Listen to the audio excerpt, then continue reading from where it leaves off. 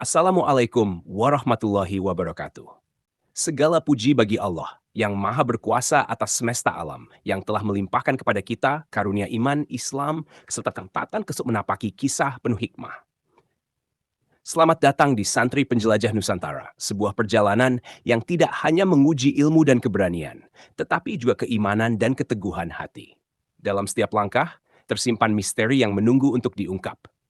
Dalam setiap perjalanan, tersimpan ilmu yang harus digali. Dalam setiap ujian, tersimpan cahaya kebenaran yang akan mengalahkan kegelapan. Bersiaplah untuk menyelami kisah penuh petualangan melawan kekuatan gaib, menghadapi ilmu hitam, serta menyaksikan perjuangan seorang santri dalam menegakkan kebaikan di seluruh penjuru Nusantara. Mari kita mulai perjalanan ini dengan bismillah. Santri Penjelajah Nusantara. Di dunia yang dipenuhi pertarungan antara keimanan dan kegelapan, seorang santri muda bernama Zainuddin menerima amanah besar dari gurunya, Kiai Syamsul. Tugasnya tidaklah mudah. Menjelajahi Nusantara untuk menumpas ilmu hitam, menyelamatkan manusia dari gangguan makhluk gaib, serta menjaga keseimbangan antara dunia nyata dan alam gaib. Berbekal ilmu hikmah, doa-doa suci, dan sebuah tongkat kayu bertuah, Zainuddin memulai perjalanannya. Dari desa-desa kecil hingga ke pelosok negeri, setiap tempat yang ia singgahi menyimpan misteri. Desa yang dikutuk, jin penunggu gunung, dukun hitam yang haus kekuasaan, kerajaan gaib yang mengancam dunia manusia. Namun, bahayanya bukan hanya datang dari makhluk tak kasat mata. Dari balik kegelapan, golongan hitam Nusantara, sekte ilmu hitam yang telah lama tersembunyi, mulai bangkit kembali. Mereka mencari sebuah kitab kuno bernama Al-Hikmah Al-Kadimah. Kitab yang konon menyimpan rahasia ilmu tertinggi, ilmu yang bisa membawa kehancuran atau keselamatan.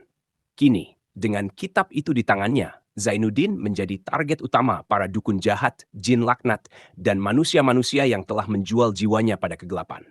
Dari hutan angker hingga lautan penuh misteri, dari gunung berapi yang dijaga makhluk gaib hingga kota-kota tua yang menyimpan rahasia kelam, Zainuddin berjuang tanpa gentar. Namun, pertanyaannya bukan hanya apakah ia bisa menyelesaikan misinya, tapi apakah imannya cukup kuat untuk menghadapi kegelapan yang semakin besar. Sebuah perjalanan penuh ilmu, petualangan, dan pertarungan antara cahaya dan kegelapan pun dimulai. Selamat datang di Santri Penjelajah Nusantara. Awal panggilan takdir. Langit masih pekat saat Zainuddin terbangun di pesantren Darul Hikmah. Dadanya naik turun, napasnya tersengal. Mimpi yang baru saja dialaminya terasa begitu nyata. Dalam mimpi itu, ia berdiri di tengah lautan luas, diterangi cahaya temaram. Dari dalam air yang gelap muncul sesosok bayangan besar dengan mata merah menyala. Lalu terdengar suara, lembut tetapi penuh wibawa. Zainuddin, sudah waktunya kau menjalankan amanah ini. Perjalananmu panjang, tapi yakinlah Allah bersamamu. Ia terbangun dengan jantung berdegup kencang.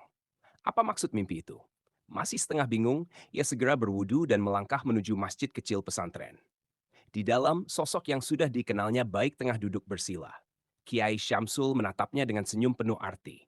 Kau mendapat panggilan bukan? Tanyanya tenang. Zainuddin tertegun. Bagaimana gurunya bisa tahu? Perjalanan ini tidak akan mudah, tapi kau harus siap. Besok pagi, kau akan memulai langkah pertamamu, lanjut Kiai Syamsul. Zainuddin menarik napas dalam-dalam.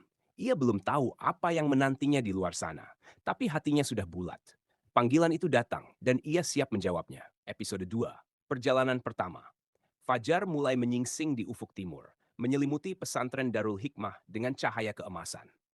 Udara masih sejuk saat Zainuddin bersiap untuk berangkat. Ia memasukkan beberapa helai pakaian dan sebuah kitab pemberian gurunya ke dalam tas. Kitab itu berisi tulisan Arab gundul dan doa-doa yang belum sepenuhnya ia pahami. Di serambi masjid, Kiai Syamsul sudah menunggunya. Mata beliau yang teduh menatap Zainuddin dengan penuh makna. Dalam genggamannya, sebuah tongkat kayu berukir. Ini bukan sekadar tongkat, Zainuddin, kata Kiai Syamsul sambil menyerahkannya.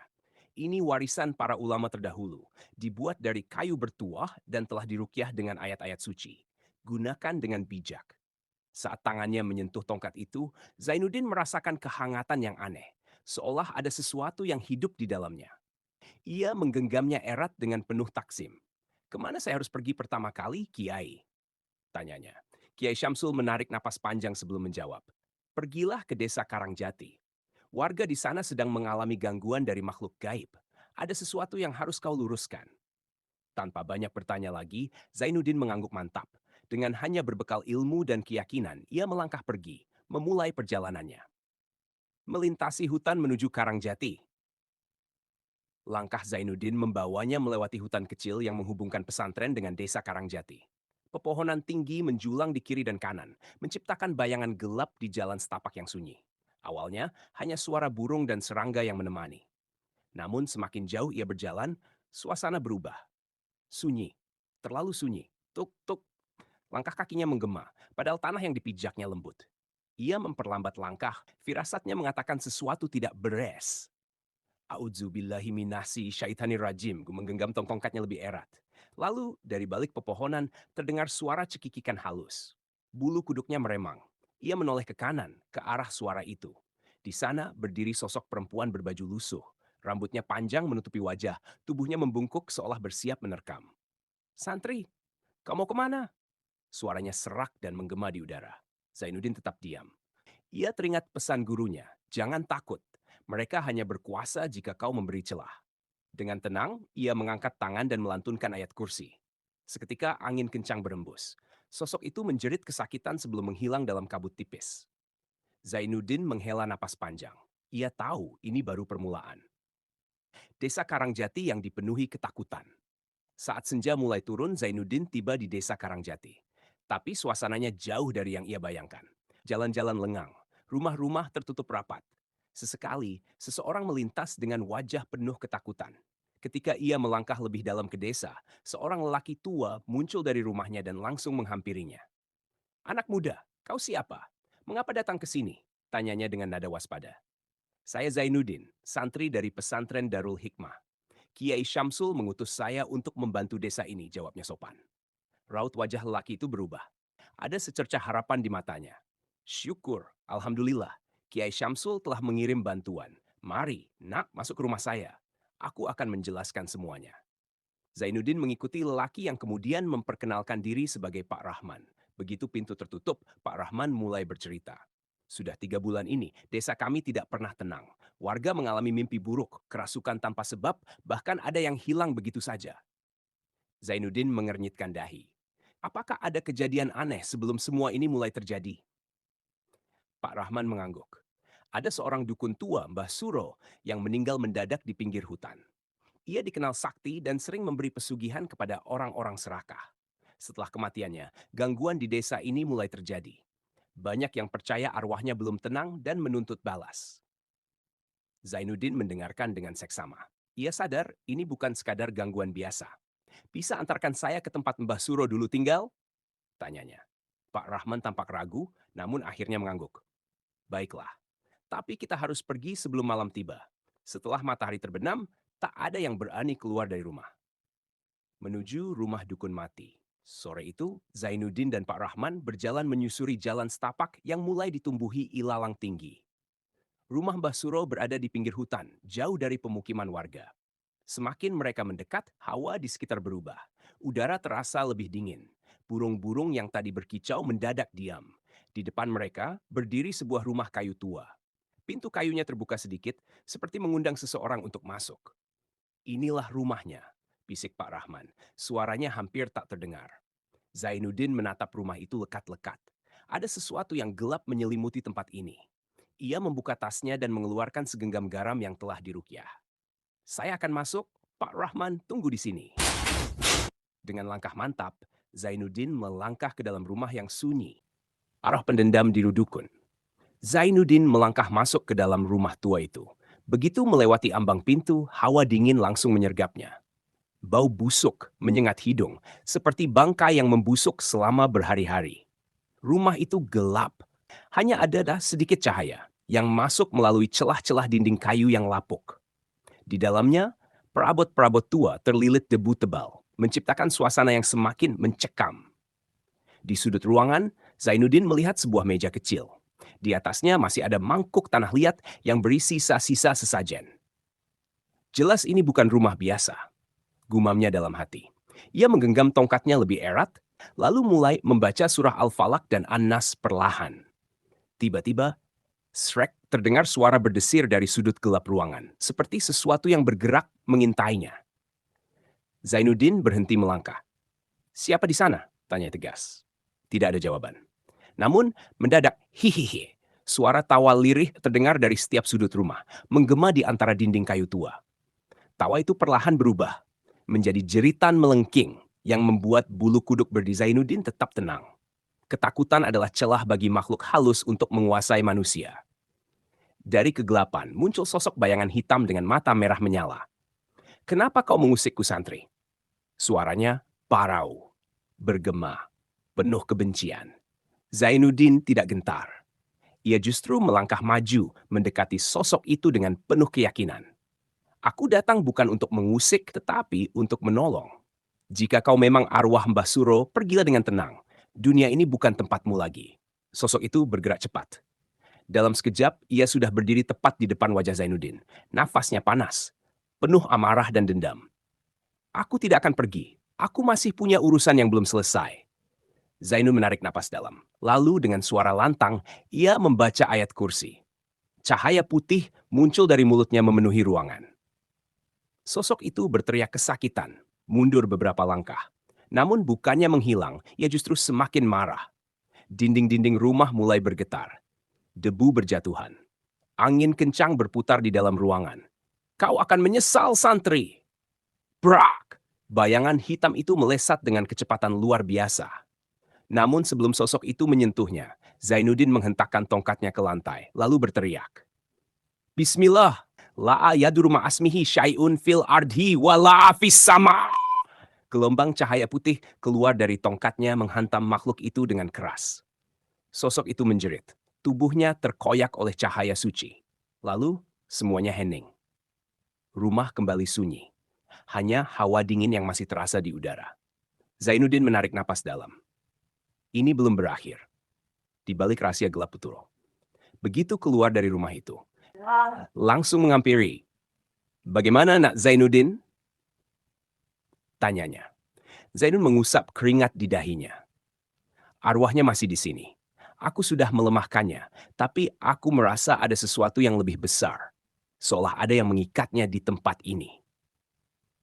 Lalu seolah mengingat sesuatu, ia berkata, "Beberapa hari sebelum Mbah Suro meninggal, ada seorang laki-laki asing yang datang menemuinya di tengah malam." Menyipitkan mata. "Laki-laki asing?" Sejak malam itu, perilaku Mbah Suro berubah. Ia sering bicara sendiri, seperti sedang berbicara dengan sesuatu yang tak terlihat. Jantung Zainuddin berdegup lebih cepat. Ini bukan sekadar arwah penasaran. Ini lebih dalam dari yang kuduga. Aku harus mencari tahu lebih dalam. Apakah ada barang peninggalan Mbah Suro? Pak Rahman tampak ragu, tetapi akhirnya menjawab. "Cucunya Darto masih tinggal di desa ini, tapi dia sangat tertutup dan jarang bergaul dengan warga." Zainuddin mengangguk. "Baik, aku akan menemuinya. Semoga dia bisa memberi petunjuk." Pertemuan dengan Darto, cucu Mbah Suro. Langit mulai menggelap saat Zainuddin berjalan menuju rumah Darto. Rumah itu terpencil di pinggir desa, lampunya redup, pintunya tertutup rapat. Zainuddin mengetuk dengan sopan. Tuk, tidak ada jawaban. Ia mengetuk lebih keras. Beberapa detik kemudian, krek pintu terbuka sedikit. Tampak sepasang mata di balik celah, penuh kecurigaan. "Siapa kau?" Suara Darto terdengar kasar. "Saya Zainuddin, santri dari pesantren Darul Hikmah. Saya ingin bertanya tentang Mbah Suro." Lalu setelah beberapa saat, ia membuka pintu lebih lebar. "Masuklah." Zainuddin duduk di atas tikar lusuh, sementara Darto menyalakan lampu minyak. Cahaya redup menggoyang bayangan mereka di dinding. "Kenapa kau bertanya tentang Mbah Suro?" Suara Darto dingin. Zainuddin menatapnya dalam-dalam. Aku ingin tahu apa yang sebenarnya terjadi sebelum kematiannya." Lalu, dengan suara hampir berbisik, ia berkata, "Mbah Suro, dia tidak mati karena sakit biasa." "Maksudmu?" Darto menatap keluar jendela, seolah memastikan tidak ada yang menguping. Lalu dengan suara yang hampir tak terdengar, "Mbah Suro dibunuh oleh sesuatu yang tidak bisa dilihat manusia biasa." Hawa dingin menyelimuti ruangan. Zainuddin merasakan bahaya yang lebih besar sedang mengintainya. Ini lebih dari sekadar arwah penasaran. Ada kekuatan gelap yang lebih besar di balik semua ini. Episode FMAT, Pembunuh Tak Kasat Mata. Zainuddin menatap Darto lekat-lekat. Mbah Suro dibunuh? Tanyanya memastikan. Darto mengangguk. Wajahnya masih dipenuhi ketakutan. Aku tidak tahu pasti apa yang terjadi. Tapi malam sebelum kematiannya, aku mendengar Mbah Suro berbicara dengan sesuatu yang tak terlihat. Suara Darto bergetar. Aku mendengar suaranya jelas, seperti sedang berbincang dengan seseorang di dalam kamarnya.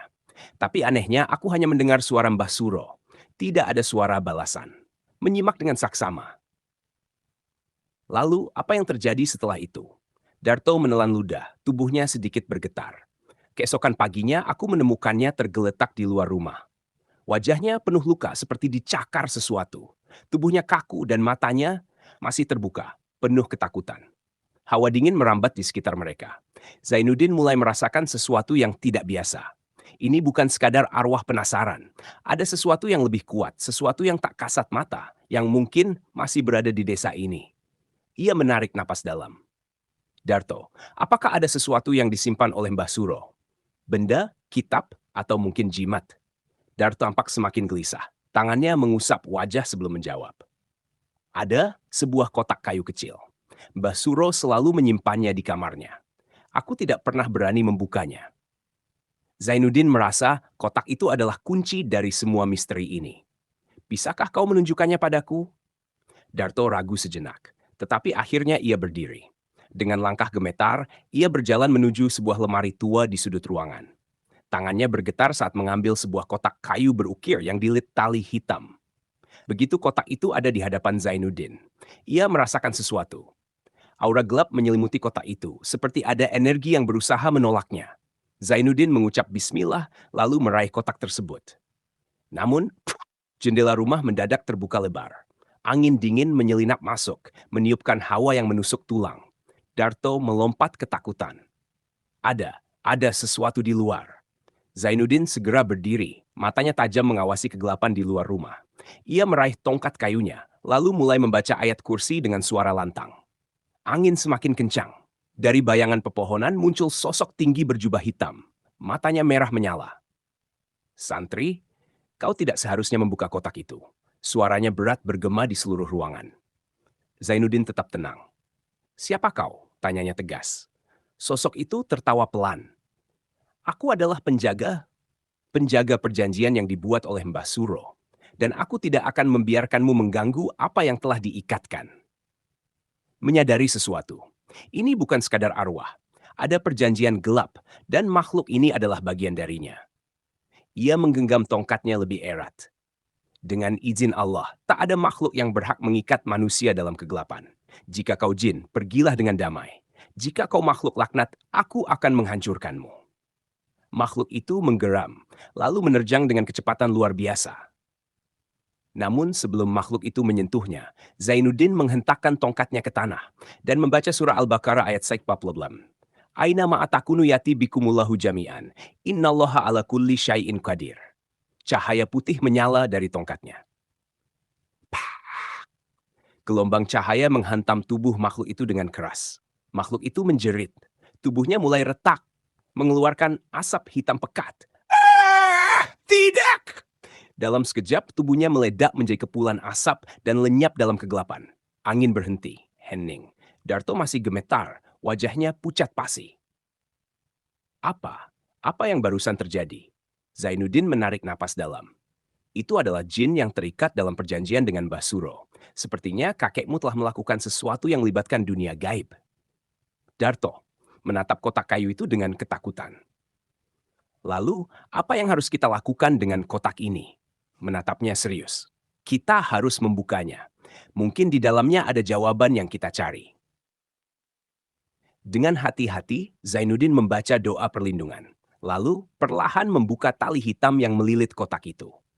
Begitu kotak terbuka, di dalamnya terdapat kertas kuno bertulisan Arab, segenggam tanah hitam, dan beberapa helaian rambut yang diikat dengan benang mei ini. Ini adalah bagian dari ritual ilmu hitam, Darton Lanludah. Apakah ini yang membuat arwah Mbah Suro tidak bisa pergi? Kemungkinan besar. Aku harus membakar semuanya dengan doa-doa suci. Hanya dengan begitu, perjanjian ini akan terputus. Darto tampak ragu, tetapi akhirnya ia menyerahkan kotak itu kepada Zainuddin. Baiklah, lakukan apapun yang perlu kau lakukan. Ritual pemutus perjanjian. Malam itu, di halaman rumah Darto, Zainuddin menyalakan api kecil. Ia meletakkan isi kotak itu di atasnya, lalu mulai membaca surah Al-Ikhlas, Al-Falaq, dan An-Nas secara berulang-ulang. Begitu kertas dan benda-benda itu terbakar, terdengar jeritan panjang dari kejauhan. Darto merinding. Apa itu? Zainuddin tetap fokus membaca doa. Ia tahu itu adalah makhluk-makhluk yang terikat dalam perjanjian, yang kini mulai lenyap bersama benda-benda tersebut. Api berkobar lebih besar lalu tiba-tiba padam. Hening. Angin berhembus pelan.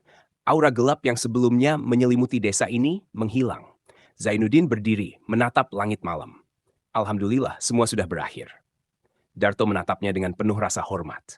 Semoga Allah selalu menjagamu, santri. Sikyum mengambil tongkatnya dan melang pergi. Meninggalkan desa Karangjati menuju lebih besar. Episode penglihatan di tepi hutan. Fajar mulai menyingsing saat Zainuddin meninggalkan desa Karangjati. Udara pagi masih sejuk, embun menggantung di ujung daun-daun hijau, dan suara burung mulai berkicau pelan. Namun di balik keindahan pagi ini, pikirannya masih dipenuhi kegelisahan tentang kejadian semalam. Jika ada dukun seperti Mbah Suro yang membuat perjanjian dengan makhluk gaib, berapa banyak lagi orang yang terikat-kat dalam kegelapan seperti itu? Perjalanan ini masih panjang, dan ia tahu baru saja dimulai hutan dengan aura aneh. Setelah berjam-jam berjalan, Zainuddin tiba di tepi hutan. Jalan setapak yang ia lalui semakin menyempit, seperti jarang dilewati orang. Pepohonan di sini lebih tinggi dan rapat, menciptakan bayangan gelap meskipun matahari sudah tinggi. Dari kejauhan, matanya menangkap sosok lelaki tua yang duduk di bawah pohon besar. Ia mengenakan pakaian lusuh dan topi anyaman, tampak seperti petani yang sedang beristirahat. Namun, ada sesuatu yang aneh. Lelaki tua itu tidak bergerak sedikit pun. Zainuddin merasakan keganjilan. Ia mempercepat langkahnya, mendekati lelaki tua itu. "Assalamualaikum, Kek. Apakah Anda baik-baik saja?" Tanyanya dengan sopan. Lalu, lelaki tua itu tiba-tiba mengangkat wajahnya. Matanya kosong. Hitam pekat seperti lubang tanpa dasar. Hawa dingin menjalar ke seluruh tubuh Zainuddin. Lelaki tua itu membuka mulutnya. Suaranya parau dan menggema seperti berasal dari tempat yang jauh. "Santri, kau tidak seharusnya lewat sini." Wush! Angin tiba-tiba bertiup kencang. Dedaunan beterbangan, suara burung-burung lenyap seketika. Zainuddin menggenggam tongkatnya erat-erat. Ia mengerti, ini bukan manusia biasa. Tanpa ragu, ia segera membaca ayat kursi dengan lantang. Allahu la ilaha illahu wal hayyul qayyum. Bacaan itu menggema, menyebar ke seluruh udara yang mencekam. Lelaki tua itu menggeram kesakitan. Tubuhnya mulai bergetar hebat. "Aku hanya penyampai pesan, tapi kau akan menyesal." Dan tiba-tiba, bruk! Lelaki tua itu terjatuh tanah seperti boneka yang kehilangan nyawa. Matanya kembali normal. Wajahnya tak lagi menyeramkan. Kini ia tampak seperti orang tua biasa yang tertidur. Zainuddin menarik napas dalam. Apa maksud semua ini? Siapa yang mengirim pesan ini kepadaku? Pertemuan dengan sang petani. Dengan hati-hati, Zainuddin berjongkok dan mencoba membangunkan lelaki tua itu. Begitu menyentuh bahunya, lelaki itu terbangun dengan ekspresi bingung. Siapa kau, nak? Apa yang terjadi?" Zainuddin menyadari sesuatu. Lelaki ini sepertinya tidak sadar dengan apa yang baru saja terjadi. Ia tersenyum tenang. "Tidak apa-apa, Kek. Saya hanya melewati jalan ini dan melihat Anda tertidur." Lelaki tua itu mengangguk pelan, lalu bangkit perlahan dengan tubuh yang masih lemas. Namun sebelum pergi, ia menatap Zainuddin penuh kekhawatiran. "Nak, sebaiknya kau tidak melanjutkan perjalanan ke hutan ini. Banyak orang yang menghilang di dalamnya," katanya lirih. Zainuddin semakin curiga. Menghilang? Apa yang sebenarnya terjadi? Lelaki tua itu menatapnya dengan ekspresi takut. Sudah bertahun-tahun lamanya, siapapun yang masuk ke dalam hutan ini tidak pernah kembali. Beberapa orang bilang ada desa tersembunyi di dalamnya. Desa yang tidak seharusnya ada. Jantung Zainuddin berdetak lebih cepat. Desa tersembunyi? Lelaki tua itu mengangguk pelan. Dulu ada sebuah desa di dalam hutan ini, tetapi tiba-tiba menghilang. Orang-orang bilang desa itu dihuni oleh makhluk yang bukan manusia. Zainuddin terdiam. Mungkin inilah alasan kenapa aku ditugaskan melewati jalan ini. Ia menatap lelaki tua itu dengan penuh rasa hormat. Terima kasih, Kek. Saya akan berhati-hati. Lelaki tua itu hanya menatapnya khawatir. Lalu perlahan berjalan pergi, meninggalkan hutan yang penuh misteri, menuju desa sembunyi. Zainuddin menarik napas dalam. Tangannya menggenggam tongkat lebih erat. Ia menatap pintu hutan yang gelap, seolah bisa merasakan sesuatu yang menunggunya di dalam sana. Namun ia tidak mundur. Dengan langkah mantap, ia memasuki hutan, meninggalkan dunia nyata, menuju misteri yang belum terungkap. Desa yang hilang menantinya. Episode 6. Zainuddin melangkah semakin dalam ke dalam hutan lebat. Cahaya matahari sulit menembus rerimbunan pohon, menciptakan suasana yang remang-remang meskipun hari masih siang. Udara terasa dingin, dan suara angin berdesir seperti bisikan halus di telinga. Semakin jauh ia berjalan, semakin aneh suasana di sekelilingnya. Tidak ada suara burung, tidak ada suara binatang. Bahkan daun yang tertiup angin pun terasa begitu sunyi. Lalu tiba-tiba, Zainuddin berhenti. Di depannya terlihat jalan setapak tua yang hampir tertutup ilalang liar. Di ujung jalan itu tampak gerbang kayu tua, sebagian besar sudah lapuk. Gerbang itu memiliki ukiran aneh, seperti simbol-simbol yang belum pernah ia lihat sebelumnya. Apakah ini pintu masuk desa yang hilang? Dengan hati-hati, ia melangkah lebih dekat. Begitu hampir mencapai gerbang, udara di sekitarnya berubah drastis. Yang tadinya sejuk, kini menjadi panas dan lembab. Hush! Tiba-tiba terdengar suara langkah kaki di belakangnya. Zainuddin langsung menoleh.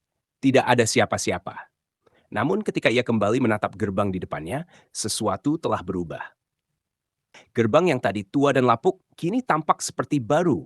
Di baliknya, desa yang tadinya kosong kini tampak hidup. Rumah-rumah berjajar rapi, lampu-lampu minyak menyala terang, dan terdengar suara orang berbicara di kejauhan. Jantung Zainuddin berdetak lebih cepat. Ini seperti desa yang masih hidup. Tapi bagaimana mungkin? Dengan penuh keyakinan, ia melangkah melewati gerbang itu. Begitu ia masuk, segalanya berubah. Misteri desa Tirtajati.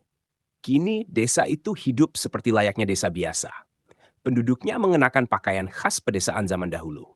Seorang perempuan tua yang membawa keranjang bambu menghentikan langkahnya dan menatap Zainuddin dengan heran. "Nak, kau dari mana? Kenapa baru pertama kali aku melihatmu di sini?" Tersenyum sopan. "Saya hanya seorang musafir yang sedang melewati hutan ini, Nek. Apa nama desa ini?" Perempuan tua itu mengernyit, seolah pertanyaan itu aneh baginya. "Ini desa Tirtajati. Kau tidak tahu desa Tirtajati?" Zainuddin mencoba mengingat. Nama itu sama sekali tidak pernah ia dengar sebelumnya. Namun sebelum ia bisa bertanya lebih lanjut, dentang gong besar bergema di udara. Semua warga langsung berhenti beraktivitas dan bergegas menuju satu arah. Zainuddin mengikuti mereka dari kejauhan. Hingga akhirnya, ia tiba di lapangan luas di tengah desa. Di sana berdiri altar batu besar, dikelilingi obor yang menyala terang. Di depan altar itu, seorang lelaki tua berjubah hitam pekat berdiri dengan tangan terangkat ke langit. "Hari ini, kita kembali memberikan persembahan. Penghuni hutan telah menjaga desa kita selama ratusan tahun, dan kita harus memenuhi janji kita." Suasana mendadak tegang. Dua lelaki berbadan besar menyeret seorang gadis muda ke depan altar. Gadis itu menangis, berusaha melepaskan diri, tetapi kedua lelaki itu memegangi tangannya dengan kuat. Zainuddin terkejut. Mereka hendak mengorbankan seseorang? Gadis itu berteriak putus asa. "Tolong aku. Aku tidak mau mati." Namun, warga desa hanya diam. Wajah mereka dipenuhi ketakutan. Zainuddin tidak bisa tinggal diam. Ia melangkah maju dan berkata lantang, "Hentikan, apa yang kalian lakukan ini bertentangan dengan ajaran agama." Semua mata langsung tertuju padanya. Orang-orang mulai berbisik, sementara lelaki berjubah hitam itu menatapnya tajam. "Siapa kau yang berani mengganggu ritual suci ini?" Tanyanya dengan suara dingin. Zainuddin menatapnya tegas. "Aku hanya seorang musafir yang ingin tahu kebenaran. Apa maksud dari ritual ini?" Lelaki berjubah hitam itu tersenyum tipis. Ini bukan urusanmu, orang luar. Pergilah sebelum kau ikut menjadi korban. Namun Zainuddin tidak mundur. Tidak ada satupun makhluk yang berhak menerima persembahan manusia. Jika kalian melakukan ini karena perjanjian dengan makhluk gaib, maka kalian telah tersesat. Lelaki itu mengangkat alisnya.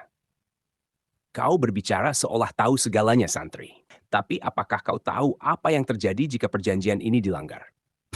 Tiba-tiba, tanah bergetar. Dari dalam hutan, terdengar suara raungan mengerikan. Warga desa langsung berteriak panik. Dia datang. Penghuni hutan akan marah. Zainuddin menoleh ke arah hutan. Dari dalam kegelapan pepohonan, muncul sosok besar berbulu hitam dengan mata merah menyala. Makhluk itu memiliki tubuh setinggi pohon kelapa, cakarnya panjang, saf dan mulutnya dipenuhi taring tajam. Manusia, aku menginginkan persembahan itu. Suara menggelegarnya membuat tanah bergetar. Zainuddin menggenggam tongkatnya lebih erat. Astagfirullah, makhluk apa ini? Lelaki berjubah hitam tersenyum puas. Kau lihat, ini adalah penjaga desa kami. Jika kau ingin menghentikan ritual ini, kau harus mengalahkannya. Makhluk itu menggeram, lalu melangkah maju. Cakarnya siap menerkam Zainuddin. Namun, Zainuddin tidak gentar. Ia menancapkan tongkatnya ke tanah, lalu mulai membaca ayat kursi dengan suara lantang. Angin kencang berhembus. Suasana desa berubah menjadi mencekam. Makhluk itu menggeram marah, lalu menerjang dengan kecepatan luar biasa.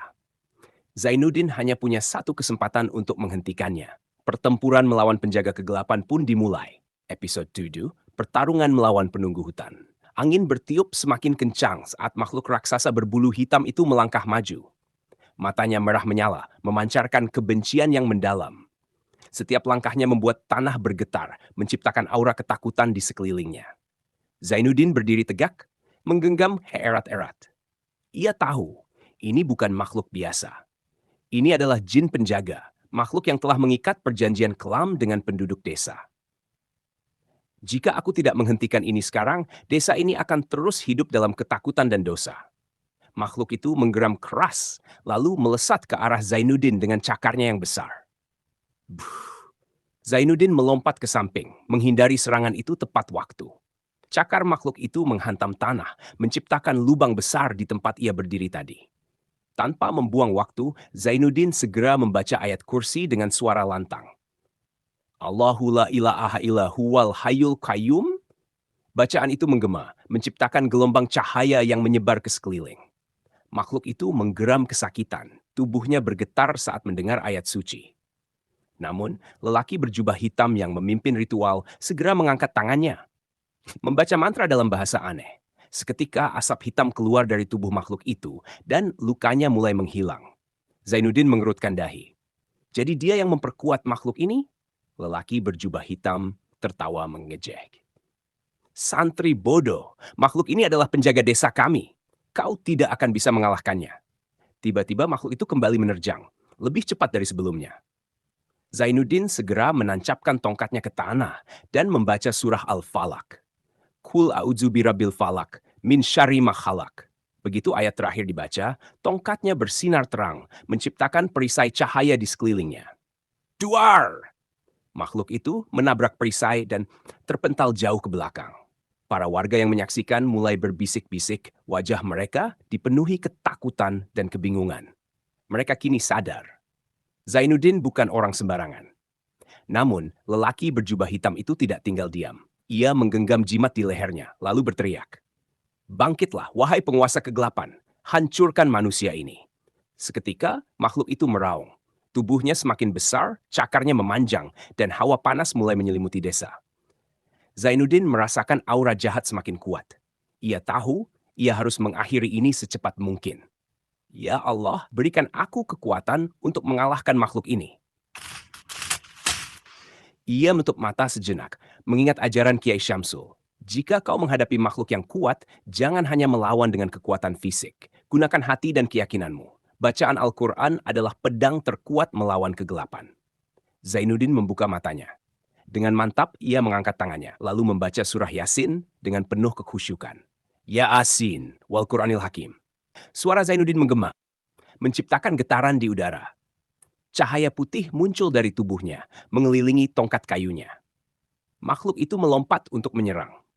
Namun begitu mendengar bacaan itu, tubuhnya mulai mengecil. Lelaki berjubah hitam terkejut. Tidak, mustahil! Namun, Zainuddin tidak berhenti. Ia terus membaca surah Yasin, dan cahaya semakin kuat. Makhluk itu mengeluarkan jeritan panjang. Tubuhnya mulai retak, sebelum akhirnya... Duar! Makhluk itu meledak menjadi asap hitam lalu menghilang ke udara. Suasana hening. Para warga menatap Zainuddin dengan takjub dan takut. Sementara itu lelaki berjubah hitam mundur dengan wajah pucat pasi. Kau bukan manusia biasa, bisiknya. Zainuddin menatapnya jam. Aku hanya seorang santri yang berpegang pada ajaran Islam. Kau telah menyesatkan desa ini, dan sekarang sudah saatnya kau berhenti. Lelaki itu berbalik untuk melarikan diri. Namun tiba-tiba tubuhnya menegang. Matanya membelalak seolah ada sesuatu yang menahannya. Lalu ia terjatuh ke tanah, tak bernyawa.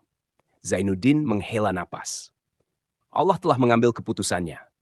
Kesempatan kedua bagi desa. Para warga yang menyaksikan kejadian itu berlutut dan menangis. Ampuni kami, santri. Kami tidak tahu bahwa selama ini kami telah diperdaya. Zainuddin tersenyum lembut. Kalian telah diberi kesempatan kedua. Gunakanlah dengan baik. Kembali kepada Allah. Dan jangan pernah lagi percaya pada perjanjian dengan makhluk gaib. Malam itu desa mengadakan doa bersama, memohon ampunan atas kesalahan mereka. Zainuddin membantu membimbing mereka untuk kembali ke jalan yang benar. Perpisahan dengan desa Tirta Jati. Saat fajar menyingsing, Zainuddin bersiap untuk melanjutkan perjalanannya. Para warga mengantarnya hingga ke batas desa, wajah mereka penuh rasa syukur. Seorang lelaki tua yang ternyata kepala desa menyerahkan sebuah kantung kecil kepadanya. Ini adalah tanah dari desa kami dan kain dari altar yang telah kau sucikan. Simpanlah sebagai kenang-kenangan. Zainuddin menerimanya dengan takzim. Terima kasih. Semoga Allah melindungi kalian. Dengan langkah mantap, ia meninggalkan desa Tirta Jati, melanjutkan panjangnya. Dari kejauhan, suara angin berdesir lembut seolah mengucapkan salam perpisahan.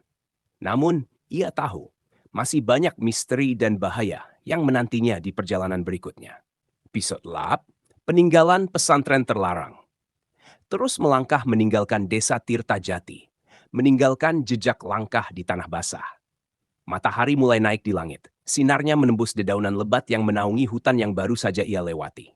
Udara pagi masih sejuk, tetapi pikirannya penuh dengan pertanyaan. Siapa sebenarnya lelaki berjubah hitam itu? Kenapa ada desa yang terikat perjanjian dengan jin? Namun ia tahu, ini bukan akhir. Di setiap tempat yang ia singgahi, selalu ada jejak ilmu hitam yang menggerogoti kehidupan manusia. Tapi perjalanan harus terus berlanjut. Menurut pesan gurunya, Kiai Syamsul, tempat berikutnya yang harus ia datangi adalah Pesantren Al-Karamah, sebuah pesantren tua yang telah lama ditinggalkan. Banyak desas-desus mengatakan bahwa tempat itu tak lagi dihuni manusia, tetapi tetap berpenghuni. Orang-orang yang masuk ke sana tidak pernah kembali. Rahasia di balik kutukan pesantren. Zainuddin mengatur napas, lalu melangkah masuk ke dalam masjid tua yang telah runtuh sebagian. Di dalamnya, cahaya matahari masuk melalui retakan dinding, menerangi debu-debu yang berterbangan di udara. Saat matanya menyapu ruangan, sesuatu menarik perhatiannya. Rak kayu tua masih berdiri meskipun tertutup lapisan debu tebal. Di antara kitab-kitab yang sudah lapuk dan usang, ada satu kitab yang masih utuh. Zainuddin meraihnya dengan hati-hati. Huruf-huruf emas di sampulnya masih terbaca jelas. Kitab Al-Hikmah Al-Qadimah.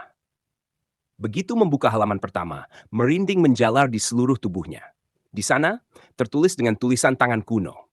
Barang siapa membaca kitab ini dengan niat yang salah, maka ia akan binasa. Barang siapa menyalahgunakan ilmu di dalamnya, maka ia akan dihantui selamanya. Zainuddin menutup kitab itu perlahan. Pikirannya berputar cepat. Inilah yang mereka cari. Kitab ini adalah penyebab kehancuran pesantren ini. Namun sebelum bisa berpikir lebih jauh, wush, angin dingin berhembus menusuk hingga ke tulang. Dari sudut ruangan yang gelap muncul sosok tinggi berjubah hitam. Suaranya bergaung dalam, penuh ancaman. Akhirnya, setelah bertahun-tahun, seseorang telah menemukan kitab itu. Zainuddin menggenggam tongkat kayunya lebih erat. "Siapa kau?" tanyanya tegas. Sosok itu tertawa pelan, suara gelapnya menggema di seluruh ruangan. "Aku adalah penjaga pesantren ini. Dan kau telah melakukan kesalahan besar dengan menyentuh kitab itu. Seketika udara berubah drastis. Bayangan di dinding mulai bergerak sendiri. Lantai bergetar. Bisikan-bisikan gaib terdengar dari segala arah. Menarik napas dalam, lalu membaca ayat kursi dengan suara lantang. Sosok berjubah hitam geram, lalu melesat ke arahnya dengan kecepatan luar biasa. Pertempuran di pesantren yang telah lama terlupakan pun dimulai. Epistempuran di pesantren terlarang. Sosok berjubah hitam itu melayang cepat ke arah Zainuddin. Tubuhnya tampak seperti kabut pekat yang bergerak dengan kecepatan tak wajar. Kitab itu bukan untukmu santri. Suara itu menggema di seluruh ruangan, mengguncang dinding-dinding pesantren yang sudah lapuk. Angin dingin berputar liar di sekelilingnya, membawa bisikan-bisikan gaib yang berusaha mengganggu konsentrasi Zainuddin. Namun, Zainuddin tetap tenang. Dengan sigap, ia menancapkan tongkat kayunya ke lantai dan mulai membaca ayat kursi dengan suara lantang. Allahu la ilaha illahu wal hayyul qayyum. Begitu bacaan itu bergema, cahaya putih keluar dari tongkatnya, membentuk lingkaran perlindungan di sekelilingnya. Makhluk berjubah hitam itu menggeram marah. Ia mengangkat tangannya dan tiba-tiba dari dalam bayangan di sudut ruangan muncul tangan-tangan hitam yang melayang berusaha meraih Zainuddin. Namun sebelum tangan-tangan itu bisa menyentuhnya, Zainuddin segera membaca surah Al-Falaq. Kul a'udzu bi rabbil falak, min syarri ma khalaq. Kilatan cahaya muncul, menghantam tangan-tangan hitam itu hingga hancur menjadi asap. Makhluk itu berteriak, semakin marah. Kau bukan orang biasa, tapi jangan sombong, santri. Aku akan menunjukkan kekuatanku yang sebenarnya. Tiba-tiba tubuhnya membesar. Dari balik jubah hitamnya yang berkibar, muncul wajah-wajah menyeramkan, menangis dan menjerit kesakitan. Mereka adalah jiwa-jiwa yang terperangkap di sini. Dan sebentar lagi, kau akan menjadi bagian dari mereka. Pesantren mulai bergetar hebat. Dinding-dinding yang sudah lapuk mulai retak, dan tanah di bawah kaki Zainuddin terasa semakin dingin. Namun Zainuddin tidak gentar. Ia mengingat pesan Kiai Syamsul. Saat kau menghadapi kegelapan, jangan hanya mengandalkan kekuatanmu sendiri. Ingatlah bahwa kau hanyalah perantara. Kekuatan sejati ada pada Allah. Maka dengan penuh keyakinan, ia mengangkat tangannya ke langit dan mulai membaca surah Yasin dengan khusyuk. Ya Asiin, wal Qur'anil Hakim. Begitu ayat-ayat suci itu bergema, cahaya terang memenuhi ruangan. Makhluk berjubah hitam itu menjerit kesakitan. Tidak, hentikan. Namun Zainuddin tidak berhenti. Ia terus membaca, hatinya penuh keyakinan. Cahaya semakin kuat, membentuk rantai cahaya yang melilit tubuh makhluk itu seperti api yang membakar. Dan akhirnya, dengan satu ledakan besar, berjubah hitam, itu meledak menjadi kepulan asap, lalu menghilang sepenuhnya. Pesantren kembali sunyi. Angin yang tadinya berhembus kencang, kini berubah menjadi sepoi-sepoi lembut. Cahaya matahari mulai masuk melalui jendela-jendela yang selama ini gelap. Zainuddin menarik napas dalam, lalu bersujud syukur. Alhamdulillah, Allah telah membantuku menghapus kegelapan di tempat ini. Pesan tersembunyi dalam kitab Al-Hikmah. Setelah semuanya kembali tenang, Zainuddin mengambil kitab Al-Hikmah Al-Qadimah yang tadi ia temukan. Ia membalik halaman-halamannya dengan hati-hati. Tiba-tiba, di antara lembaran kitab, ia menemukan selembar kertas kuno yang terselip. Di kertas itu tertulis dalam huruf Arab kuno. Barang siapa yang menemukan kitab ini, ketahuilah bahwa ilmu di dalamnya hanya boleh digunakan untuk kebaikan. Jika jatuh ke tangan yang salah, maka dunia akan dilanda kegelapan. Zainuddin merenung. Apakah ini alasan pesantren ini dihancurkan? Apakah ada yang menginginkan kitab ini untuk tujuan jahat? Ia sadar, kitab ini terlalu berbahaya jika dibiarkan di tempat ini. Dengan hati-hati, ia membungkus kitab itu dengan kain putih, lalu memasukkannya ke dalam tasnya. Aku harus menyerahkan ini kepada Kiai Syamsul. Mungkin beliau tahu apa yang harus dilakukan. Pesan misterius di malam hari. Malam itu, Zainuddin beristirahat di dalam masjid tua pesantren. Meskipun bangunan itu sudah lapuk, suasana kini terasa jauh lebih damai dibandingkan sebelumnya. Namun di tengah malam, Zainuddin terbangun karena suara langkah kaki di luar. Krek, krek, krek. Zainuddin langsung bangkit. Ia menggenggam tongkat kayunya, lalu mengintip keluar. Di bawah sinar bulan, terlihat seorang lelaki tua berjubah putih, berdiri di halaman pesantren. Wajahnya tampak tidak asing. Zainuddin keluar dan mendekatinya dengan hati-hati. "Siapa Anda?" tanyanya. Lelaki tua itu tersenyum lembut. "Namaku Kiai Abdullah. Aku adalah pengasuh terakhir pesantren Al-Karamah sebelum tempat ini dihancurkan." "Jadi, Kiai sudah meninggal?" Kiai Abdullah mengangguk perlahan. "Aku dan para santri yang setia telah lama meninggalkan dunia ini. Tapi roh kami masih terikat di sini, karena kitab itu belum ditemukan. Sampai akhirnya, kau datang, wahai santri." Zainuddin merasakan bulu kuduknya berdiri. Ia semakin yakin bahwa perjalanannya ke tempat ini bukanlah kebetulan. "Apa yang harus aku lakukan dengan kitab ini, Kiai?" Kiai Abdullah menatapnya dalam-dalam, seakan ingin memastikan bahwa Zainuddin benar-benar siap menghadapi jawabannya. "Jangan biarkan jatuh ke tangan yang salah. Ada orang-orang yang menginginkannya, dan mereka tidak akan berhenti sampai mendapatkannya." Hawa dingin menjalar di tengkuk Zainuddin. "Siapa mereka?" tanyanya. Suaranya sedikit bergetar. Kiai Abdullah menghela napas, sorot matanya dipenuhi kesedihan. "Mereka adalah para pewaris ilmu hitam. Mereka yang meneruskan jalan orang-orang yang dulu menyerang pesantren ini. Mereka masih ada, dan sekarang mereka sedang mencarimu." Zainuddin mengepalkan tangan. Kini semuanya jelas. Perjalanannya baru saja memasuki babak baru. "Aku akan menjaga kitab ini dengan sebaik-baiknya, Kiai. Aku bersumpah atas nama Allah." Kiai Abdullah tersenyum tipis, tatapan bangga terpancar dari matanya. "Semoga Allah selalu melindungimu, Zainuddin." Sosok Kiai Abdullah menghilang, larut dalam angin malam yang berhembus pelan. Zainuddin menatap langit berbintang. Ia tahu, mulai sekarang, musuh yang akan ia hadapi bukan hanya makhluk gaib, tapi juga manusia-manusia yang telah menjual jiwanya kepada kegelapan. Episode 10, Orang-orang yang mencari kitab. Matahari baru saja terbit saat Zainuddin meninggalkan pesantren Al-Karamah. Setelah pertemuannya dengan Kiai Abdullah, ia semakin menyadari bahwa kitab Al-Hikmah Al-Qadimah bukan sekadar kitab biasa. Kitab ini sangat berbahaya. Jika jatuh ke tangan yang salah, dunia bisa kembali dilanda kegelapan. Zainuddin tahu bahwa ia harus segera kembali ke pesantren Kiai Syamsul untuk menyerahkan kitab itu. Namun, firasatnya mengatakan bahwa perjalanan ini tidak akan mudah. Dan ternyata, ia benar. Jejak bayangan di tepi hutan.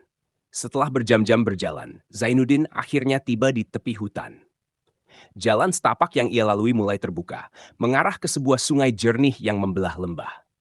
Namun, ada sesuatu yang ganjal. Sejak pagi tadi, ia merasa diawasi. Bukan oleh makhluk halus, tapi oleh manusia. Ia berpura-pura tidak tahu, tetapi telinganya menangkap suara langkah kaki yang berusaha disamarkan di balik pepohonan. Ketika melewati sebuah batu besar di pinggir sungai, ia berhenti. Tanpa menoleh, ia berkata dengan suara tenang, "Kalian sudah mengikutiku sejak tadi. Keluar dan tunjukkan diri." "Hening?" Lalu, srek! Dari balik pepohonan, muncul 3 orang lelaki berpakaian serba hitam. Mereka bertubuh kekar dengan wajah penuh bekas luka. Salah satu dari mereka mengenakan kalung berbandul tengkorak kecil. Pria yang berdiri paling depan tampaknya pemimpin mereka tersenyum tipis. "Pintar juga kau santri, tak heran gurumu mempercayakan kitab itu padamu." Zainuddin menatap mereka tajam. "Siapa kalian? Kenapa mengikutiku?" Pria itu tertawa kecil. "Namaku Kirengga. Aku dan saudara-saudaraku adalah orang-orang yang mencari ilmu sejati, ilmu yang disembunyikan dalam kitab yang kau bawa." Zainuddin mengepalkan tangannya. "Jadi ini orang yang disebut Kiai Abdullah, pewaris ilmu hitam." Kirengga tersenyum semakin lebar. "Kami bukan sekadar pewaris santri. Kami adalah penerus kejayaan yang pernah dihancurkan oleh para kiai sepertimu. Dan sekarang kami akan mengambil kembali hak kami." Tiba-tiba, salah satu anak buahnya maju menghunus pisau panjang. "Serahkan kitab itu dengan baik-baik atau kau akan menyesal." Zainuddin menarik napas dalam. Ia sudah menduga akan ada orang yang mengincar kitab ini. "Ilmu sejati bukan untuk orang yang tamak. Aku tidak akan menyerahkannya." Kirengga menghela napas panjang, lalu mengangkat bahunya. "Sayang sekali. Aku kira kita bisa menyelesaikan ini tanpa kekerasan." Dalam sekejap, anak buahnya menerjang Zainuddin dengan pisau terhunus. Pertarungan di tepi sungai. Shrek! Pisau itu melesat cepat ke arah leher Zainuddin. Namun, dalam satu gerakan lincah, Zainuddin menghindar ke samping dan menghantam pergelangan tangan lawannya dengan tongkat kayunya. Plak! Pisau itu terlepas dari genggaman, jatuh ke tanah. Lelaki itu terkejut, tetapi langsung melayangkan pukulan ke arah wajah Zainuddin. Namun, Zainuddin lebih cepat. Ia merunduk, lalu dengan cepat memutar tongkatnya ke belakang kaki lawannya. Bruk! Lelaki itu jatuh tersungkur ke tanah. Belum sempat Zainuddin bergerak lebih jauh, dua orang lainnya sudah menyerang bersamaan. Salah satu dari mereka mengayunkan golok, sementara yang lain mencoba menyerangnya dari belakang. Zainuddin tidak gentar. Dengan gerakan cepat, ia membaca Bismillah, lalu menahan serangan golok dengan tongkatnya. Ia kemudian berputar dan menghantam dada lawan yang menyerangnya dari belakang. Lelaki itu terhuyung mundur, meringis kesakitan. Namun, di tengah pertarungan itu, Ki Rengga hanya berdiri diam, memperhatikan dengan senyum dingin. Lumayan juga kau santri, tapi kita belum selesai. Tiba-tiba, Ki Rengga merogoh kantungnya dan mengeluarkan sesuatu. Segenggam serbuk hitam. Zainuddin langsung merasakan hawa gaib yang kuat dari serbuk itu. Ilmu hitam. Ki Rengga melemparkan serbuk itu ke udara sambil membaca mantra. Penguasa kegelapan, bangkitlah dan tundukkan musuhku. Seketika, angin berhembus kencang. Dari dalam bayangan pepohonan, muncul sosok hitam tinggi dengan mata merah menyala. Makhluk itu menggeram, lalu berbalik menatap Zainuddin. Ki Rengga tertawa pelan. Sekarang, kita lihat apakah kau masih bisa bertahan. Makhluk itu mengeluarkan raungan keras, lalu meluncur dengan kecepatan luar biasa ke arah Zainuddin. Pertarungan melawan makhluk kelam. Zainuddin hanya punya sepersekian detik untuk bereaksi. Ia segera menancapkan tongkatnya ke tanah dan mulai membaca ayat kursi dengan penuh keyakinan. Begitu ayat suci itu bergema, lingkaran cahaya muncul di sekelilingnya. Namun, makhluk hitam itu tidak terhenti. Ia menghantam perisai cahaya dengan kekuatan luar biasa. Perisai itu bergetar hebat, hampir pecah. Ki Rengga tertawa. Santri, kau tidak bisa bertahan selamanya. Zainuddin menggenggam tongkatnya lebih erat. Kalian pikir aku hanya akan bertahan? Ia lalu mengangkat tangan dan membaca surah Al-Hasir ayat 21. Lau anzalna ahadzal Qur'ana ala jabalin lara'aitahu khasian mutasyaddian min khasiatillah. Saat ayat itu diucapkan, kilatan cahaya muncul dari langit dan menghantam makhluk hitam itu. Makhluk itu mengeluarkan raungan panjang sebelum tubuhnya mulai retak dan akhirnya meledak menjadi debu. Ki Rengga terbelalak. Tidak, ini tidak mungkin. Zainuddin menatapnya tajam. Ilmu hitam selalu kalah dengan cahaya Allah. Pergilah sebelum aku menghancurkan kalian juga. Ki Rengga menggertakkan giginya, tetapi ia tahu bahwa pertarungan ini sudah berakhir. Dalam sekejap, ia menarik anak buahnya yang masih pingsan, lalu melarikan diri ke dalam hutan. Zainuddin menghela napas. Ini belum berakhir. Mereka pasti akan kembali. Namun untuk sekarang, ia harus melanjutkan perjalanan. Dengan langkah mantap, ia kembali berjalan. Menuju pesantren Kiai Syamsul. Pertarungan yang lebih besar masih menantinya. Episode 11. Kembali ke pesantren, bahaya sudah menunggu. Setelah pertempuran sengit di tepi hutan, Zainuddin melanjutkan perjalanannya dengan penuh kewaspadaan. Ia tahu bahwa Ki Rengga dan kelompoknya pasti belum menyerah. Kitab Al-Hikmah Al-Qadimah masih menjadi incaran mereka, dan selama kitab itu berada di tangannya, bahaya bisa datang kapan saja. Perjalanan menuju pesantren Darul Hikmah masih jauh, tetapi ia harus segera sampai. Kitab ini terlalu berharga untuk dibiarkan berada di luar perlindungan pesantren terlalu lama. Beberapa hari berlalu, Zainuddin melewati lembah, perbukitan, dan desa-desa kecil. Hingga akhirnya, dari kejauhan, ia melihat gerbang pesantren. Namun sesuatu terasa tidak beres. Asap hitam membubung tinggi dari dalam kompleks pesantren. Jantung Zainuddin berdetak kencang. Ya Allah, ada apa ini? Ia mempercepat langkahnya. Saat mendekati gerbang, terlihat beberapa santri berlarian dengan wajah panik. Salah seorang santri mengenalinya dan langsung berteriak, Zainuddin, cepat! Pesantren diserang! Zainuddin semakin waspada. Siapa yang menyerang? Tanyanya sambil berlari masuk. Farid terengah-engah, wajahnya dipenuhi ketakutan. Sekelompok orang berjubah hitam, mereka mencari kitab. Zainuddin mengepalkan tangannya. Ia tidak butuh waktu lama untuk menyadari, Ki Rengga dan orang-orangnya telah tiba lebih dulu. Di dalam pesantren, suasana benar-benar kacau. Para santri berusaha melawan dengan segala yang mereka bisa, tetapi lawannya bukan orang biasa. Beberapa pria berjubah hitam menggunakan ilmu hitam untuk melumpuhkan para santri. Ada yang tubuhnya tiba-tiba terangkat ke udara tanpa disentuh. Ada pula yang tiba-tiba melemah seolah kehilangan seluruh energinya. Di tengah-tengah kekacauan itu berdiri Ki Rengga, wajahnya menyeringai puas. Di hadapannya Kiai Syamsul berdiri tegak, tenang, dengan tasbih di tangannya. Rengga, kau sudah terlalu jauh. Suara Kiai Syamsul tetap lembut tetapi mengandung wibawa yang tak tergoyahkan. Ki Rengga tertawa pelan. Sudah lama sekali, Kiai. Aku sudah menduga kau akan melindungi kitab itu. Maka dari itu, aku membawa bala bantuan. Tiba-tiba, dari bayangan pepohonan di sekitar pesantren, muncul sesosok makhluk tinggi dengan tubuh hitam legam dan mata merah menyala. Makhluk itu mengeluarkan suara geraman mengerikan yang membuat udara di sekitar pesantren bergetar. Para santri yang melihatnya langsung mundur ketakutan. Saat itu juga, Zainuddin tiba di halaman pesantren dan melihat sosok mengerikan itu. Ya Allah, makhluk ini lebih kuat dari yang sebelumnya. Ki Rengga menatap Kiai Syamsul dengan penuh ancaman. Serahkan kitab itu, atau pesantren ini akan berubah menjadi abu. Kiai Syamsul tetap tenang. Ilmu yang kau cari bukan untuk orang seperti kalian. Mata Ki Rengga menyipit. Kalau begitu, aku akan mengambilnya dengan paksa. Dengan satu gerakan tangannya, makhluk hitam itu melesat ke arah Kiai Syamsul. Pertarungan melawan makhluk iblis. Duar! Tanah bergetar saat makhluk itu menerjang Kiai Syamsul. Namun sebelum cakarnya menyentuh sang kiai, tiba-tiba muncul dinding cahaya putih yang menahan serangan itu. Makhluk itu terdorong ke belakang sambil meraung keras. Kiai Syamsul tetap berdiri tegak, tetapi wajahnya mulai menunjukkan kelelahan. Zainuddin segera maju ke samping gurunya. Kiai, biar saya bantu. Kiai Syamsul menoleh padanya dan tersenyum kecil. Kau datang tepat waktu, Zainuddin. Di sisi lain, Ki Rengga tertawa dingin. Bagus. Sekalian saja aku habisi kalian berdua. Makhluk hitam itu kembali menggeram dan menyerang dengan kekuatan penuh. Zainuddin segera menancapkan tongkatnya ke tanah dan membaca ayat kursi dengan suara lantang. Sekali lagi, cahaya putih muncul, membentuk perisai suci di sekelilingnya dan Kiai Syamsul. Makhluk itu menghantam perisai dengan kekuatan penuh, tetapi tidak mampu menembusnya. Ki Rengga mulai membaca mantra hitam. Seketika, angin kencang berputar di sekitar pesantren, membawa aura hitam pekat yang semakin menekan tubuh Zainuddin. Ia merasa seolah ada sesuatu yang menariknya ke tanah, membuatnya semakin sulit bergerak.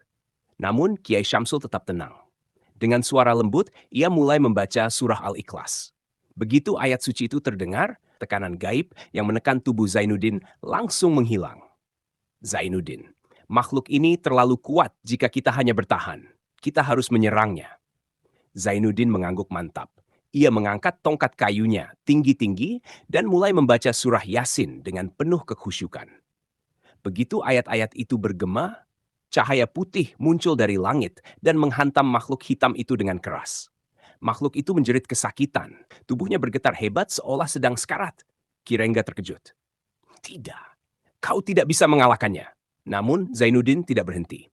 Ia terus membaca surah Yasin sampai ayat terakhir. Tiba-tiba, tubuh makhluk itu meledak menjadi serpihan cahaya, lalu menghilang di udara. Pesantren mendadak hening. Ki Rengga mundur dengan wajah penuh ketakutan. Tidak mungkin? Bagaimana bisa? Ia menatap sisa anak buahnya lalu berteriak. Kita pergi dari sini! Dalam sekejap, mereka semua melarikan diri ke dalam kegelapan hutan.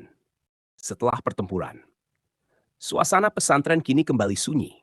Hanya suara angin yang berembus lembut membawa sisa-sisa asap dari pertarungan yang baru saja terjadi. Para santri yang terluka mulai bangkit, saling membantu satu sama lain. Sementara Kiai Syamsul duduk di serambi masjid. Napasnya sedikit berat setelah mengerahkan banyak energi dalam pertempuran tadi. Di sampingnya, Zainuddin duduk dengan wajah penuh rasa bersalah. Kiai, maaf saya terlambat. Kiai Syamsul menoleh, tersenyum lemah, namun penuh ketulusan. Kau datang tepat pada waktunya, Zainuddin. Tanpamu, mungkin pesantren ini sudah jatuh ke tangan mereka. Zainuddin menunduk, lalu merogoh tasnya dan mengeluarkan kitab Al-Hikmah Al-Qadimah. Dengan hati-hati, ia menyerahkannya kepada gurunya. Kitab ini terlalu berbahaya, Kiai. Mereka akan terus mencarinya. Kiai Syamsul menerima kitab itu dan menatapnya lama. Pandangannya dalam, seakan menimbang sesuatu yang lebih besar dari sekadar isi halaman-halaman kitab itu. Kita harus menyembunyikannya di tempat yang hanya bisa ditemukan oleh orang yang berhati bersih. Zainuddin mengangguk pelan. Namun dalam hatinya, ia tahu ini jauh di luar sana. Bahaya yang lebih besar telah menunggu. Episode 12. Perintah baru dari Kiai Syamsul. Setelah pertempuran sengit melawan Kireng dan pasukannya, pesantren Darul Hikmah perlahan mulai pulih. Para santri yang terluka telah mendapatkan pengobatan dan suasana pesantren kembali tenang. Namun, Zainuddin tahu ketenangan ini hanya sementara. Ki Rengga dan kelompoknya mungkin mundur untuk saat ini, tetapi mereka pasti akan kembali. Sore itu Zainuddin duduk di serambi masjid berdampingan dengan Kiai Syamsul. Di hadapan mereka terbuka kitab Al-Hikmah Al-Qadimah, kitab yang menjadi sumber dari segala kekacauan ini. Kiai Syamsul mengelus janggutnya, matanya menelusuri halaman-halaman kitab kuno itu dengan penuh pemikiran. Kitab ini memang berisi ilmu yang luar biasa, gumamnya. Zainuddin menunggu dengan sabar. Setelah beberapa saat, Kiai Syamsul menutup kitab itu dan menatapnya. Zainuddin, aku punya tugas baru untukmu. Zainul langsung fokus. Apa itu, Kiai? Kiai Syamsul menarik napas panjang. Kitab ini tidak bisa disimpan di sini terlalu lama. Ki Rengga bukan satu-satunya yang mengincarnya. Ada kelompok lain yang jauh lebih kuat. Zainuddin mengernyit. Kelompok lain? Kiai Syamsul mengangguk. Mereka dikenal sebagai golongan hitam Nusantara. Dulu mereka adalah para dukun sakti yang bersekutu dengan jin-jin jahat. Para wali berhasil mengalahkan mereka. Tetapi kini mereka bangkit kembali dan mereka menginginkan kitab ini untuk menguasai dunia gaib. Hawa dingin menjalar di tengkuk Zainuddin. Jika mereka lebih kuat dari Ki Rengga, ini berarti bahaya yang lebih besar telah menanti. Ia mengepalkan tangannya. Lalu, apa yang harus saya lakukan, Kiai? Kiai Syamsul menatapnya dalam-dalam. Kau harus membawa kitab ini ke seorang ulama besar di tanah seberang di Pulau Lombok. Zainuddin terkejut. Lombok? Di sana ada seorang wali yang masih hidup, seorang kiai dengan ilmu luar biasa. Namanya Kiai Maulana. Beliau satu-satunya yang bisa menyimpan kitab ini dengan aman. Zainuddin menarik napas dalam. Pulau Lombok berada jauh di timur. Perjalanan ke sana bukan hanya panjang, tetapi juga penuh bahaya. Namun jika ini perintah gurunya, maka ia tidak akan menolak. Baik, Kiai. Saya akan berangkat secepatnya. Kiai Syamsul tersenyum bangga.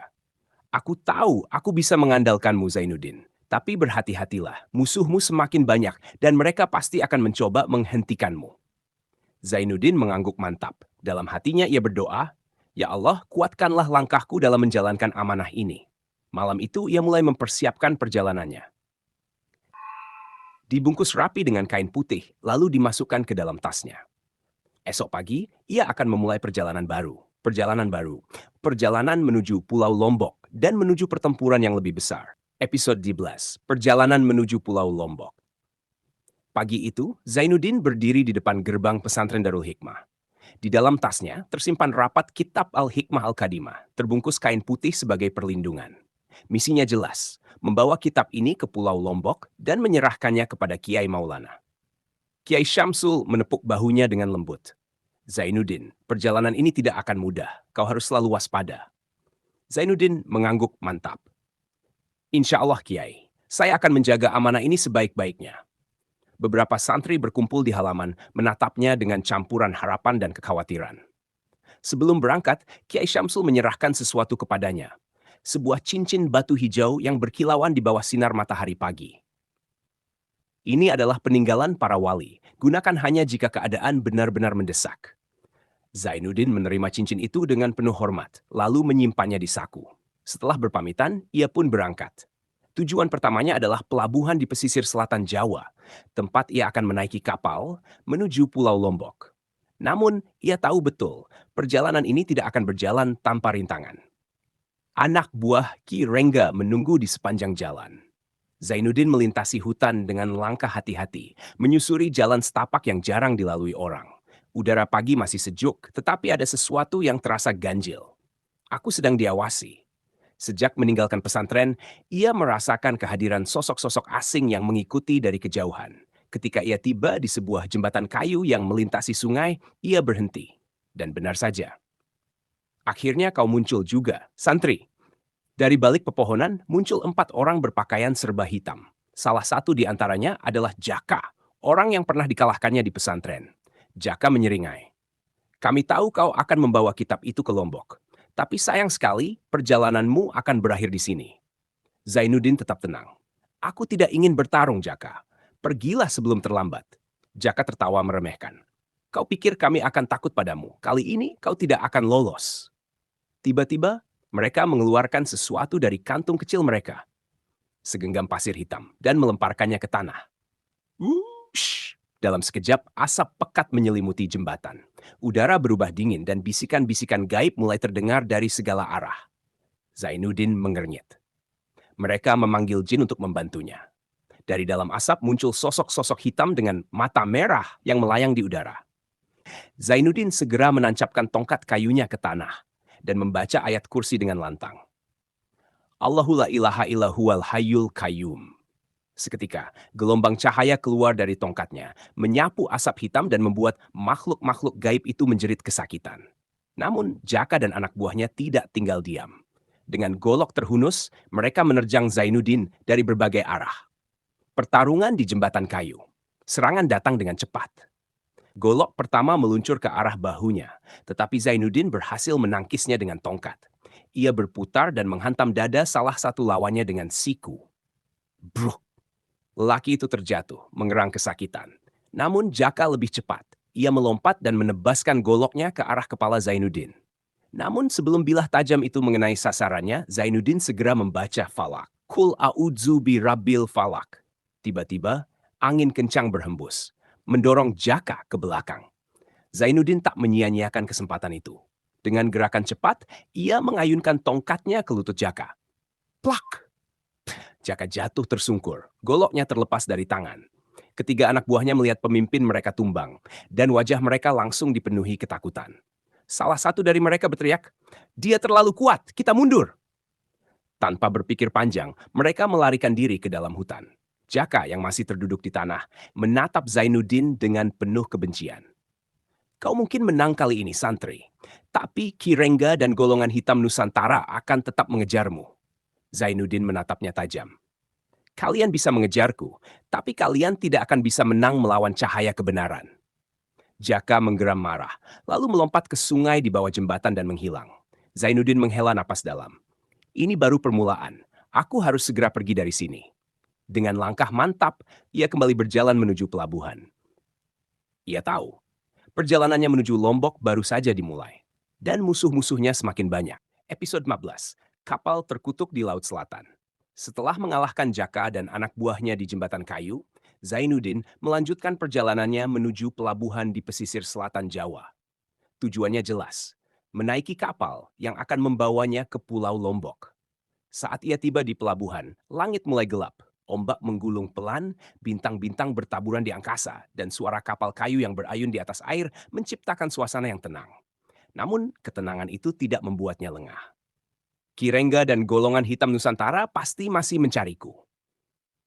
Zainuddin melangkah ke dermaga utama, matanya mencari kapal yang bisa membawanya ke Lombok. Di sana, ia bertemu dengan seorang nakhoda tua bernama Pak Salim. "Mau menyeberang ke Lombok, nak?" tanya lelaki tua itu sambil menghembuskan asap rokok lintingnya. Zainuddin mengangguk. "Benar, Pak. Apa ada kapal yang berangkat malam ini?" Pak Salim menghela napas. Tangannya mengusap janggut putihnya. "Biasanya ada, tapi malam ini hanya ada satu kapal yang berlayar. Kapal Rengganis." Zainuddin mengernyit. "Apa ada yang aneh dengan kapal itu?" Pak Salim menatapnya lama sebelum akhirnya berbisik. "Kapal itu punya sejarah kelam. Beberapa bulan terakhir, banyak awak kapalnya yang menghilang di tengah perjalanan tanpa jejak." Hawa dingin merayapi tengkuk Zainuddin. "Hilang tanpa jejak?" Pak Salim mengangguk. "Tak seorang pun tahu apa yang terjadi. Kaptennya bilang, mereka sering mendengar suara bisikan di tengah malam dan melihat sosok bayangan berdiri di geladak." Zainuddin berpikir sejenak. "Ini bukan kebetulan. Jika ada gangguan gaib di kapal ini, mungkin aku harus menghadapinya." Akhirnya, ia menatap Pak Salim dengan penuh tekad. "Saya akan naik kapal itu." Pak Salim menghela napas panjang. "Baiklah, nak. Semoga kau selamat." Awal pelayaran yang mencurigakan. Kapal Rengganis tampak kokoh dan besar, tetapi ada sesuatu yang membuatnya terasa berbeda. Di atas geladak, para awak kapal bekerja seperti biasa, tetapi wajah mereka terlihat pucat dan gelisah. Kapten Wirya, pria bertubuh tegap dengan janggut lebat, menyambut Zainuddin dengan anggukan singkat. Kau penumpang terakhir, kita berangkat sekarang. Malam itu, kapal mulai menembus lautan luas. Angin bertiup dingin, dan langit yang semula cerah perlahan-lahan ditutupi awan gelap. Zainuddin duduk di sudut geladak, membaca Al-Quran dalam hati untuk melindungi dirinya dari ancaman yang mungkin muncul. Hingga, tepat saat tengah malam, tolong, tolong, suara lirih terdengar dari kejauhan. Para awak kapal saling berpandangan dengan wajah ketakutan. Kapten Wirya mengepalkan tangannya. Itu mulai lagi. Zainuddin berdiri, menatapnya. Suara apa itu, Kapten? Kapten Wirya menghela napas berat. Setiap malam, saat melewati titik ini, suara itu selalu muncul, seperti suara orang tenggelam yang meminta tolong. Tapi, setiap kali ada awak kapal yang mencoba menolong, mereka justru menghilang. Hawa dingin semakin kuat. Ini bukan suara manusia biasa. Ini suara makhluk gaib. Tiba-tiba, seorang awak kapal yang berdiri di tepi geladak menegang. Matanya membelalak, wajahnya berubah pucat. Itu dia. Semua menoleh ke arah yang ditunjuknya. Di permukaan laut yang berombak, terlihat sosok perempuan berpakaian putih dengan rambut panjang terurai. Wajahnya tertutup oleh rambut dan tubuhnya seolah melayang di atas air. Suasana di atas kapal berubah panik. Hantu laut, dia kembali. Namun, Zainuddin tetap tenang. Ia berjalan ke tepi kapal menatap sosok itu dengan tajam. Siapa kau? Tanyanya dengan suara tegas. Perlahan, perempuan itu mengangkat wajahnya. Hawa jahat yang luar biasa kuat menyergap udara. Matanya hitam legam, kulitnya pucat seperti mayat, dan mulutnya menyeringai lebar. Kitab, berikan aku kitab itu. Zainuddin terkejut. Dia tahu tentang kitab ini? Tiba-tiba perempuan itu melesat ke arah kapal dengan kecepatan luar biasa. Pertarungan di atas kapal. Angin kencang berputar di sekitar kapal. Ombak mengamuk, membuat kapal bergoyang hebat. Perempuan itu kini melayang di atas geladak. Tubuhnya diselimuti kabut hitam pekat. Kapten Wirya dan para awak kapal mundur ketakutan. Zainuddin menggenggam tongkat kayunya. Erat-erat. Dengan izin Allah, aku akan mengusirmu dari tempat ini. Ia mulai membaca ayat kursi dengan suara lantang. Namun perempuan itu hanya tertawa. Ilmu biasa tidak akan bisa mengusirku, santri. Aku sudah ada di lautan ini selama ratusan tahun. Zainuddin mengernyit. Makhluk ini lebih kuat dari yang kuduga. Aku harus menemukan kelemahannya. Ia mengingat sesuatu yang dikatakan Kapten Wirya sebelumnya. Setiap kali ada awak kapal yang mencoba menolong, mereka justru menghilang. Ini berarti makhluk ini menggunakan tipu daya untuk memangsa korbannya. Zainuddin menancapkan tongkat kayunya ke lantai kapal dan mulai membaca surah Yasin dengan penuh kekhusyukan. Begitu ayat-ayat suci itu bergema, angin di sekitar kapal melemah. Perempuan itu menjerit, "Berhenti!" Namun Zainuddin terus membaca. Cahaya putih mulai muncul dari tongkatnya, menyelimuti seluruh kapal. Perempuan itu menggeliat kesakitan. Dengan jeritan panjang, tubuhnya meledak menjadi kabut hitam yang kemudian lenyap di udara. Angin laut kembali tenang. Ombak berhenti mengamuk. Kapten Wirya menatap Zainuddin dengan penuh rasa hormat. Kau telah menyelamatkan kapal ini, santri. Kami berhutang budi kepadamu. Zainuddin tersenyum kecil. Aku hanya menjalankan amanah. Sekarang, mari kita lanjutkan perjalanan ke Lombok. Namun ia tahu, bahaya belum berakhir. Episode 15. Sambutan di Pelabuhan Gelap. Setelah pertarungan sengit melawan hantu laut, kapal Rengganis akhirnya bisa berlayar dengan tenang menuju Pelabuhan Ampenan di Pulau Lombok. Di haluan kapal, Zainuddin berdiri dengan tatapan tajam ke arah Cakrawala. Hatinya gelisah. Ia tahu perjalanan ini masih jauh dari kata selesai. Di dalam tasnya tersimpan erat kitab Al-Hikmah Al-Qadimah. Ia menjaganya dengan baik, tetapi kitab itu seperti magnet yang terus menarik bahaya mendekat. Kapten Wirya menghampirinya. Zainuddin, kita akan tiba dalam 1 jam lagi. Apa kau yakin tempat ini aman? Zainuddin menarik napas panjang. Saya tidak tahu, Kapten. Tapi saya harus bertemu dengan Kiai Maulana, apapun risikonya. Kapten Wirya mengangguk, menepuk pundaknya. Semoga Allah melindungimu, nak. Angin laut berhembus lembut, membawa aroma asin yang khas. Namun, di kejauhan, awan hitam menggantung pekat di atas Pulau Lombok. Sebuah pertanda bahwa bahaya sudah menunggu di sana. Pulau Lombok yang tak lagi sama. Saat kapal Rengganis merapat di Pelabuhan Ampenan, suasana terasa berbeda dari biasanya. Pelabuhan yang biasanya ramai oleh pedagang dan nelayan kini tampak sunyi, hening. Lampu minyak di dermaga berkedip lemah, hanya ada segelintir orang yang berlalu lalang. Ketika Zainuddin melangkah turun, seorang lelaki tua berwajah tegas berjalan mendekatinya. Ia mengenakan pakaian khas Sasak dan menggenggam tongkat kayu di tangannya. "Kau Zainuddin?" tanyanya dengan suara dalam dan penuh wibawa. Zainuddin mengangguk waspada. "Benar, Pak. Siapa Anda?" Lelaki itu menatapnya lama sebelum akhirnya berkata, "Namaku Haji Malik. Kiai Maulana mengutusku untuk menjemputmu." Zainuddin sedikit merasa lega, tetapi tetap berjaga-jaga. "Kiai Maulana sudah tahu tentang kedatanganku?" Mengangguk. "Beliau sudah mendapat firasat bahwa kau akan datang membawa sesuatu yang berharga. Tapi kita harus segera pergi, tempat ini sudah tidak aman." Zainuddin semakin yakin firasatnya benar. "Apa yang terjadi di sini?" tanyanya dengan nada serius. Haji Malik melirik ke arah laut yang gelap sebelum menjawab pelan.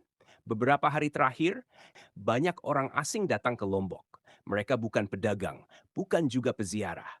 Mereka mencari sesuatu, dan aku yakin yang mereka cari adalah kitab yang kau bawa." Zainuddin mengepalkan tangannya. "Golongan hitam Nusantara sudah sampai di sini lebih dulu." Bayangan yang mengintai di gelap Zainuddin mengikuti Haji Malik menyusuri ganggang sempit di sekitar pelabuhan. Namun, sejak tadi ia merasa ada yang mengawasi mereka dari kejauhan. Haji Malik pun tampak gelisah. "Jangan menoleh ke belakang, nak," bisiknya pelan. "Kenapa?" tanya Zainuddin berbisik. "Karena mereka sedang mengikutimu." Hawa dingin langsung merayapi tengkuk Zainuddin. Ia tetap melangkah, tetapi telinganya menangkap suara langkah kaki yang berusaha disamarkan di balik bayangan. Saat mereka melewati lorong sempit, tiba-tiba, srek!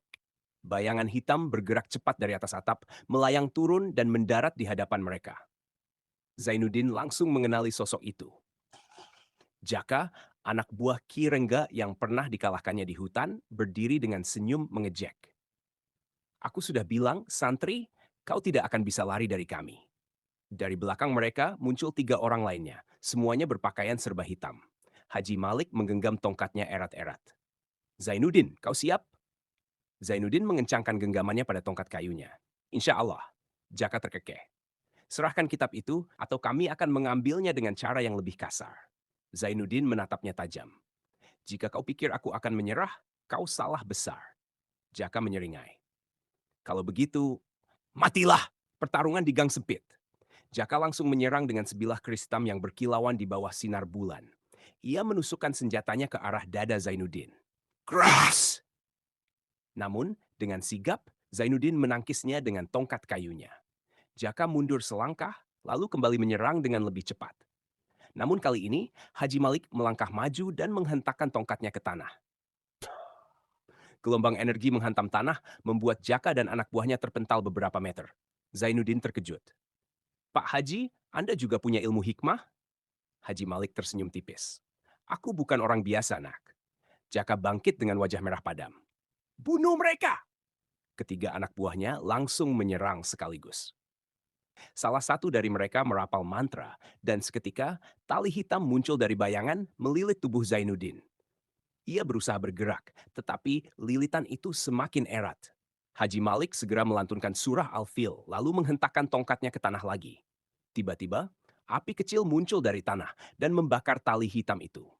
Zainuddin segera membebaskan diri dan menghantam dada salah satu lawannya dengan tongkatnya. Brak! Lelaki itu terjatuh dan pingsan seketika. Jaka kembali maju, kali ini merapal mantra dengan suara keras. Angin dingin berhembus, dan dari bayangan tembok muncul sesosok makhluk hitam bertanduk dengan mata merah menyala. "Majikan, beri aku perintah." Suara makhluk itu berat dan menggema. Jaka menyeringai puas. "Aku sudah memanggilnya, jin penghancur. Kali ini kau tidak akan selamat." Zainuddin mencengkeram tongkatnya erat dan mulai melantunkan surah Yasin. Namun sebelum ia menyelesaikan bacaannya, penghancur melesat cepat menerjangnya. Wah! Zainuddin terpental menghantam dinding. Dalam kepanikan itu, ia teringat cincin hijau pemberian Kiai Syamsul. Zainuddin mengepalkan tangannya. Cincin itu tiba-tiba bersinar terang. Gelombang cahaya hijau menghantam hancur, membuatnya menjerit kesakitan. Jaka melongo tak percaya. Kini Zainuddin sadar, musuh yang sesungguhnya baru saja muncul. Perjalanan Zainuddin sebagai santri penjelajah Nusantara baru saja dimulai. Dari desa yang dihantui arwah penasaran hingga menghadapi dukun sakti, ia terus berjuang melawan ilmu hitam yang mengancam kehidupan manusia. Dengan berpegang pada tongkat kayu bertuah, doa yang tak pernah terputus, serta keyakinan yang teguh, ia menghadapi kekuatan gaib yang berusaha menguasai dunia. Namun, ini baru awal dari takdirnya. Petualangan yang jauh lebih besar masih menanti. Apakah ini hanya awal dari serangkaian peristiwa yang lebih kelam? Siapkah Zainuddin menghadapi kegelapan yang semakin besar? Tunggu kelanjutan kisahnya di episode 11 dan seterusnya. Hanya di bagian video kedua. Jangan lupa untuk like, komen, dan share. Mari bersama kita telusuri perjalanan Zainuddin dalam menegakkan kebenaran. Sampai jumpa di episode berikutnya.